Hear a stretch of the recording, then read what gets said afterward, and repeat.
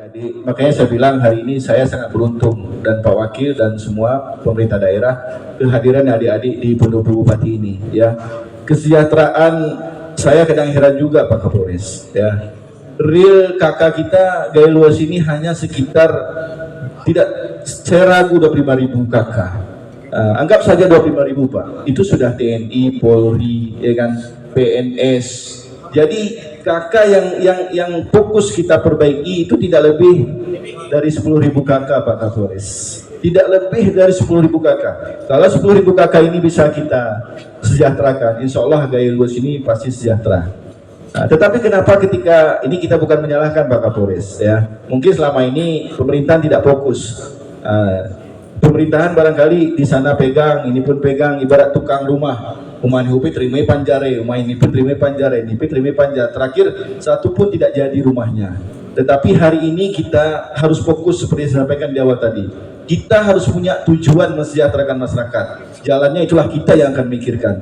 Masyarakat kita ikut, insya Allah. Tetapi pemerintah jangan tinggal diam. Nyak kupini nong maksud ku adik-adikku sekalian, ke Karampus kosong. Di masyarakat segi berempus sepe, kita akan hadir di rumahnya sama-sama. Kita gehi rumahnya, anak kendalamnya. Apa kendala Bapak? Kenapa tidak mau nanam kopi lahan Bapak itu bagus segala macam. Kalau perlu kita lagi yang bawa bibitnya, pemerintah yang harus bawa bibitnya ke kebunnya Pak, supaya mereka mau menanam kopi untuk merubah hidupnya. Memang capek kita Pak Kapolres, tetapi memang harus seperti itu. Karena mindsetnya itu memang harus kita rubah dulu Pak Kapolres. Bagaimana supaya mereka merubah kemiskinan ini. Saya malu juga kadang rapat di Jakarta, Geluas, nomor 3 termiskin di Aceh. Berkeringat saya Pak Kapolres. Jadi saya merasa tertantang juga bagaimana mensejahterakan Geluas itu. Jadi saya pikir kemiskin itu kan bukan warisan Pak Kapolres. Kalau warisan miskin kan tidak ada, nggak mungkin Pak Kapolres kan, bukan warisan. Dan miskin itu juga tidak boleh kita wariskan sama generasi kita. Artinya hari ini kita harus sejahtera. Bagaimana caranya? Kita yang pikirkan. Pemerintah memfasilitasi, tentu dengan kemampuan dan kemampuan keuangan kita. Ini memang tanggung jawab besar kita adik-adik. Mudah-mudahan saya yakin dan percaya ya adik-adik, mungkin RPJM nanti resumenya permasalahan yang disampaikan 8 permasalahan kemarin sebenarnya itu sudah ada semuanya di dalam pokok permasalahan yang tertuang di dalam RPJM kita. Makanya sangat nyambung sekali. Mudah-mudahan apa yang saya sampaikan ini kan simple betul nih, simple betul. Kita tidak buat program cit langit kata orang Aceh di Bakapolres 3 Geluas ini. Kita membuat program yang bisa kita buat, yang bisa kita kerjakan. Jangan kita menyebab diri sendiri. Pemerintahan Suedi Maliki akan buat kebun kopi 30.000 hektar, itu kan cit langit. Nggak usah. Kami selama 5 periode ini kami buat hanya 5 tahun ini hanya kita buat 2.500 hektar ya Pak PT. Kenapa? Kalau nanti lebih dari 2.500 hektar itulah sebuah prestasi. Itu berarti karena kita giat, karena kita bersinergi, masyarakat juga mendukung program kita. Tentu saya berharap ke depan adik-adik mahasiswa ini akan menjadi garda terdepan. Nanti kita buat saja jadwalnya adik-adik sekalian ya. Per 3 bulan, per 5 bulan, atau per 2 bulan nanti kita sepakatilah. Kita nanti tetap harus ada diskusi, seminar, workshop, apapun itu bentuknya.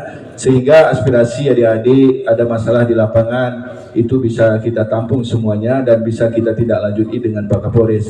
Karena saya dengan Pak Kapolres itu ada rapat rutin Perkopimda. Setiap ada isu-isu strategis di lapangan itu kami bahas di Perkopimda. Tentu ini kan kami juga sangat terbantu nantinya ketika adik-adik bisa menjadi penggerak kami di lapangan ya, penggerak kami di lapangan akan melihat langsung kondisi masyarakat kita di lapangan. Jadi CCTV kami di lapangan, mudah-mudahan ini cukup membantu kami nanti dalam menjalankan program pemerintah ke depan. Kemudian sedikit lagi tentang kesehatan adik-adik sekalian. Saya heran, dulu pernah keluarga saya berobat rujuk ke rumah sakit ya. Terus harus dirujuk ke Banda Aceh. Sakitnya tidak terlalu berat. Pertama mereka ngotot ini harus dirujuk. Kedua ketika mau dirujuk ambulannya tidak ada. Ambulan tidak ada. Terus saya sama Ibu Dir, berapa ambulan kita? Kalau saya ada 3 Ibu Dir, mana Ibu Dir tadi? Tetapi berapa Bu 3 ya? 4. Tetapi ambulan tidak ada saat saya mau rujuk tadi. Bayangkan, artinya kan padat sekali rujukan kita ke provinsi, ke rumah sakit lain. Terus apa fungsi rumah sakit kita? Ini juga saya sudah berkunjung 2 kali. Mudah-mudahan adik-adik sekalian ya, ini akan kita upayakan juga bagaimana caranya memberikan pelayanan yang terbaik kepada masyarakat kita. Ya, masyarakat kita jangan lagi kita biarkan hanya untuk ronsen terus harus dikirim ke provinsi, harus kirim ke Tengah. Oke lah BPJS, tapi keluarga pengantarnya, keluarga pengikutnya akan mengeluarkan biaya juga Pak Kapolres. Kasihan mereka Pak Kapolres. Mereka untuk begitu hanya untuk menyuling minyak seri. Nah, ini yang harus kita pikirkan. Artinya pemerintah memang harus mampu memberikan pelayanan dasar kepada masyarakatnya, baik itu pendidikan, kesehatan, dan kesejahteraan. Mudah-mudahan dengan kami baru dilantik dengan pewakil 5 bulan lebih kurang barangkali, tentu ini masukan dari adik-adik ini insya Allah akan kami tampung dan akan kita sesuaikan dengan RPJM kita Pak PLT, Kepala Bapeda. Mudah-mudahan sehingga nanti proses pembangunan ke depan ini bisa kita kawal secara bersama-sama. Ya adik-adik sekalian, mungkin 3 bidang ini saya pikir sudah saya sampaikan secara umum. Nanti boleh silakan kita berdiskusi. Saya sekali lagi, saya juga adalah alumni Universitas Syah Kuala. Saya masuk tahun 95 Pak Kapolres. Saya termasuk mahasiswa abadi, jurusanku biologi. Selesai aku tahun 2001 akhir. Jadi 6 tahun saya di Unsyah. Kemudian selesai dari Unsyah itu, saya Pak Kapolres langsung daftar waktu itu masuk ke pasca sarjana di IPB. Alhamdulillah waktu itu diterima. 2024 saya selesai pasca sarjana di PB. Saya juga dulu hobi memang menyampaikan aspirasi seperti ini Pak Kapolres. Waktu saya di usia tahun 98, 99 itu kondisinya kan luar biasa. Referendum, termasuk referendum saya koordinator juga waktu itu di Gayo sini. Saya termasuk saya juga aktif di kampus, di HMI, kemudian di BEM, FKIP, kemudian di BEM Usia, kita aktif semuanya alhamdulillah. Dan ini saya pikirkan sangat nyambung nih Pak Kapolres antara saya senior mereka ini, kemudian ini adik-adik saya juga kan tidak mungkin tidak perhatikan ini adik-adik saya ini Pak Kapolres, anak-anak saya dan junior-junior saya gitu.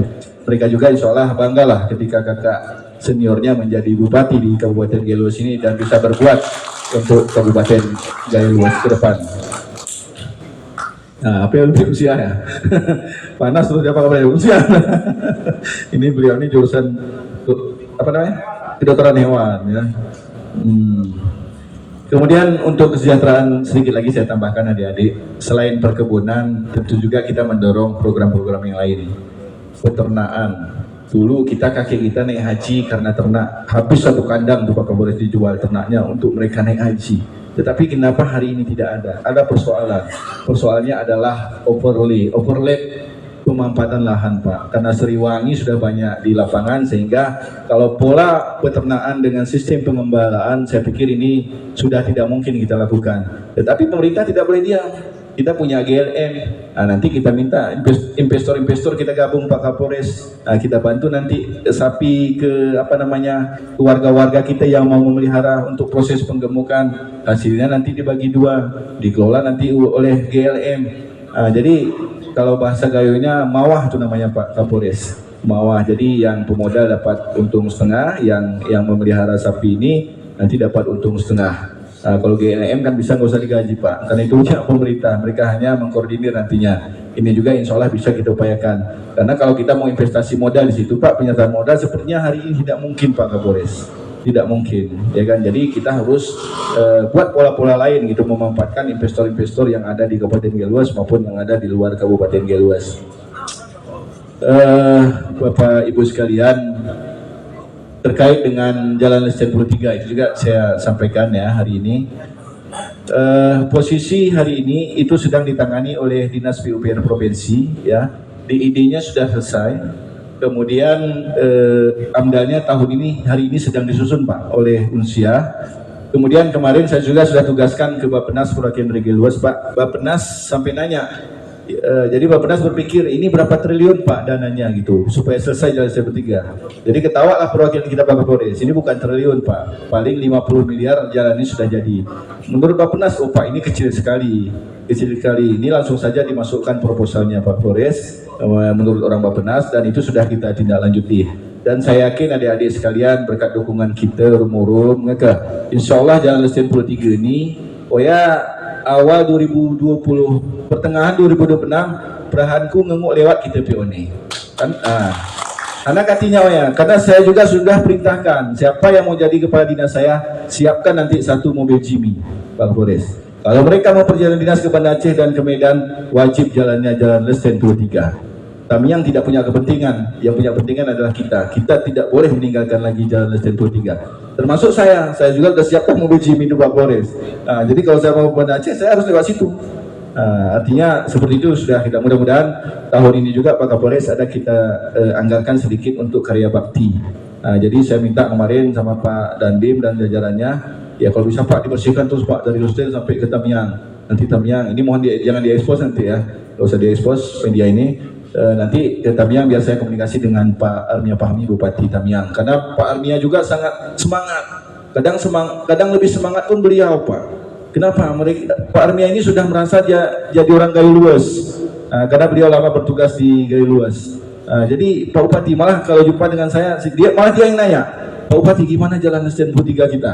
Kan malu juga kita nih Pak Kapolres kalau tidak serius. Nanti adik-adik juga mau dibantulah ya untuk pengembangan jalan Lesen 23 ini. Insya Allah kita bersinergi, mudah-mudahan bisa. Kemudian satu lagi terkait dengan konflik masyarakat 5 desa di Putri Betung dengan TNGL, adik-adik. Seharusnya memang hari ini saya ada acara di Balai Besar Tema Nasional Gunung Leuser, tetapi saya tidak bisa hadir, saya wakilkan karena mengingat acara dengan adik ini sangat penting Pak Kapolres. Saya tidak jadi ke Banda Aceh, saya langsung ke Medan. Tadi malam perjalanan kemari, saya jam 6:30 tadi sampai di Kabupaten Gayo Luas itu untuk menyambut adik-adik junior saya Pak Kapolres di PGP kita ini. Terkait dengan Balai Besar Taman Nasional Pak Kapolres, hari ini mereka rapat, kemudian hari Kamis pihak provinsi hadir di Gayo Luas Pak. Hari Kamis nanti kita akan rapat antara pemerintah Aceh dan pemerintah Kabupaten Gayo Luas. Konsepnya nanti bagaimana, ini akan kita sampaikan ke pusat Pak Kapolres. Tetapi insya Allah sampaikan ke saudara-saudara kita yang di Putri Betung, jangan resah, jangan risau. Artinya silakan beraktivitas seperti biasa, tetapi jangan menebang. Jangan illegal logging, manfaatkan lahan-lahan yang sudah ditanami terlebih dahulu ya. Kemudian selanjutnya terkait dengan 12 desa desa persiapan Pak Kapolres, ini juga sudah 22 tahun mungkin ngantri mau desa penitip. Ini juga Pak Kapolres alhamdulillah karena terus kita dorong ke Pak Wagub, Pak Gubernur, ini juga insya Allah sudah ada peluang untuk kita dipenitipkan, sehingga nanti kalau ini dipenitip, pembangunan di desa itu kan bisa lebih fokus karena mereka sudah mengelola anggarannya sendiri Pak Kapolres. Ini satu lagi Pak Kapolres, depan Pak Kapolres saya sampaikan adik-adik sekalian, saya khawatir memang, biar adik-adik tahu ya, PAD murni kita itu cuma 8 miliar adik-adik per tahun ya. Ke PAD kita tercatat pendapatan memang ada sekitar 75 miliar, tapi itu punya rumah sakit ini dan puskesmas tidak boleh kita anggarkan untuk yang lain. Itu harus mereka yang memanfaatkannya kembali. Yang bisa kita manfaatkan hanya yang 8 miliar ya, yang 8 miliar. 8 miliar bagaimana kita mau menerima membangun Gayo Luas dengan anggaran 8 miliar kalau sempat dana transfer dikurangin. Itulah beratnya beban tugas kita Pak Kapolres. Tapi saya semangat lagi karena Pak Kapolres kemarin sudah sampaikan, Pak Bupati kita siap mendukung untuk meningkatkan PAD di Kabupaten Gayo Luas. Dan alhamdulillah adik-adik terkait dengan ketahanan energi dan mandiri energi Kabupaten Gayo Luas, kita sudah menindaklanjuti beberapa MOU termasuk dengan PLN. Insya Allah PLN nanti akan memberikan dana CSR-nya untuk kita sebesar 30 miliar. Ada 3 titik PLTMH yang akan diperbaiki oleh PLN dan mereka akan mengelola sendiri. Dan ini juga adalah sumber PAD kita Pak Kapolres. Kemudian saya juga sudah tangan MOU dengan PT Kizuma, ini dari Jepang, notabene kita kemarin tanda tangani PLTMH Nengar 1. Ada yang dari Tripe nggak nih? Tripe Jaya ada? Nggak ada ya. Itu PLTMH Nengar 1. Terus saya tanya Ison Pak Kapolres pas beliau jumpa dengan saya, Pak Dir, ini kira-kira kalau sudah operasional, pertama saya tanya, berapa anggarannya untuk perbaikan ini Pak Dir? Saya tanya Pak Kapolres, dia sampaikan ini Pak Bupati mungkin sampai lebih kurang sekitar 80 miliar Pak Kapolres. Jadi saya berpikir, kalau buang Gayo Luas 80 miliar memperbaiki Nengar 1, dari mana mau duitnya coba? Tapi ini alhamdulillah kita sudah MOU, mereka akan datang ke Gayo Luas ini untuk memperbaiki Nengar 1 ini dengan dana pribadi mereka, perusahaan mereka dengan dana 80 miliar lebih kurang. Terus di Bali itu saya tanya ulang, kira-kira nanti Pak Dir ini kalau sudah operasional berapa PAD untuk Gayo Luas yang didapatkan? Ada dua nanti Pak, dia bilang. Pertama mungkin untuk Geluas sebelum balik modal paling Geluas bisa dapat 2 miliar per bulan katanya Pak Kapolres. Jadi 2 miliar per bulan satu PLTMH adik-adik sekalian, berarti satu tahun itu 24 miliar kan? 24 miliar. Padahal kalau kita selama ini fokus pada PAD, seharusnya kita bisa mandiri. Tapi kemana kita selama ini? Kita tidak menyalahkan siapapun, ya kan? Tetapi mohon bantuan adik-adik semua. Saya punya target ini untuk 2027 PAD Geluas harus 50 miliar Pak Kapolres. Tentu ini harus dengan bantuan Pak Kapolres, Pak Kajari, Pak Dandim, semua kawan-kawan, termasuk adik-adik mahasiswa. Ya, banyak pola-pola untuk pendapatan yang akan kita upayakan di Kabupaten Geluas, Pak Kapolres dan adik-adik semua.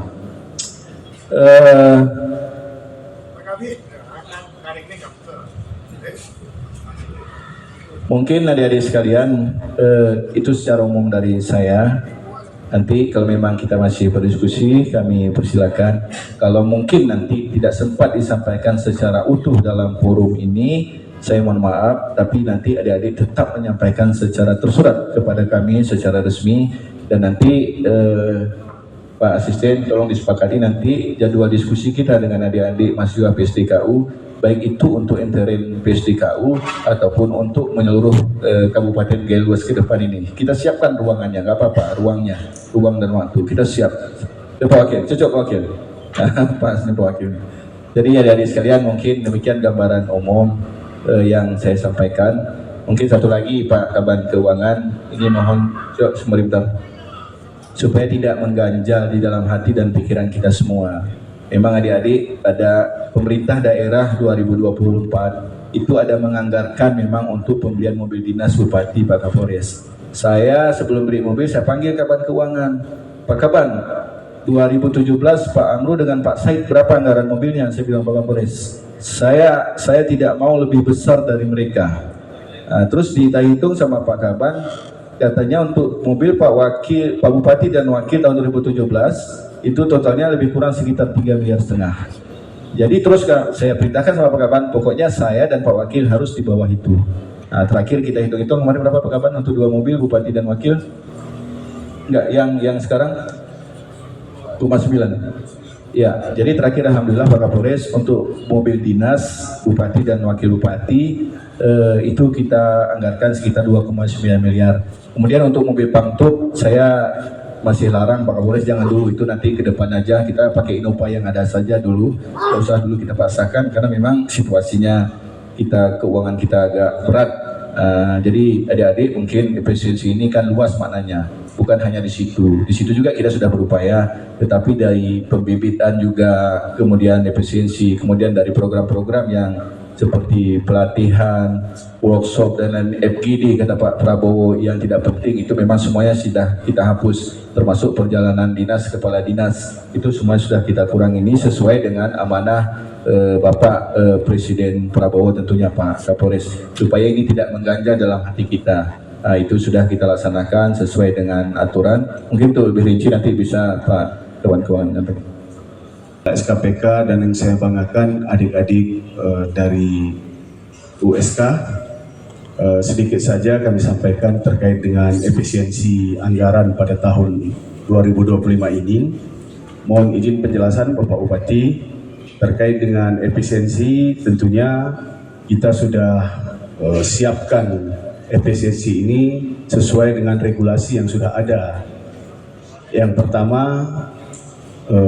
tentunya kita sesuai dengan surat dari edaran dari Kementerian Keuangan. Selanjutnya terkait dengan hal-hal yang kita efisiensi juga sesuai dengan SE dari Mendagri dan Kementerian Keuangan. Terkait dengan pembelian mobil dinas kendaraan Bapak Bupati dan Bapak Wakil Bupati, ini juga sudah sesuai dengan regulasi yang sudah ada.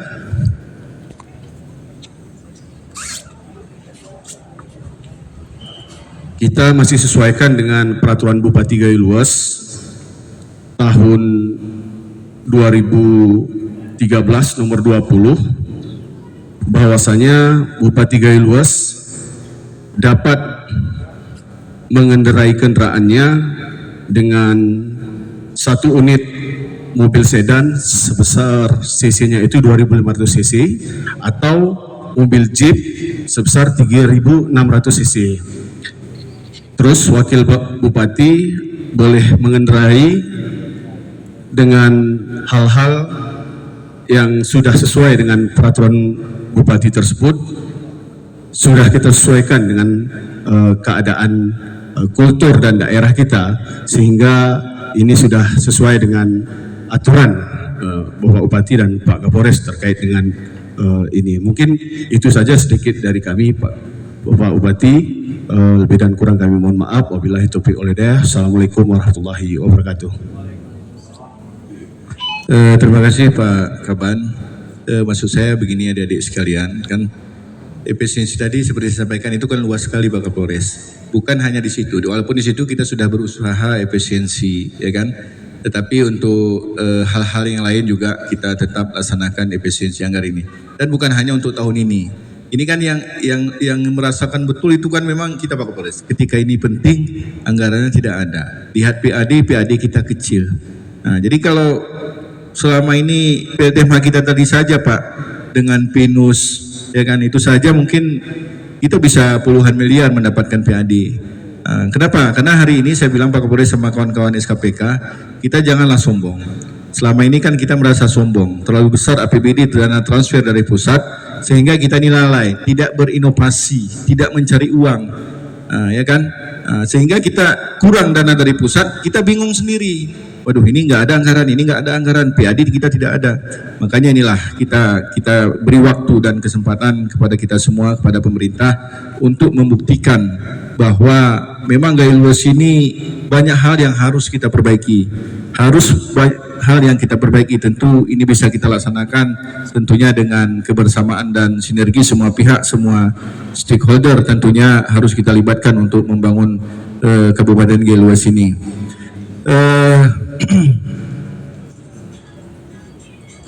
Mungkin demikian adik-adik secara umum dari saya. Nanti kalau memang masih ada diskusi silakan disampaikan kepada kami, insyaallah kami akan menjawabnya. Dan kalaupun nanti tidak semua disampaikan unek-uneknya di sini, kami nanti siap menerima secara tertulis. Mungkin demikian saja. Saya akhiri, billahi taufiq wal hidayah. Assalamualaikum warahmatullahi wabarakatuh.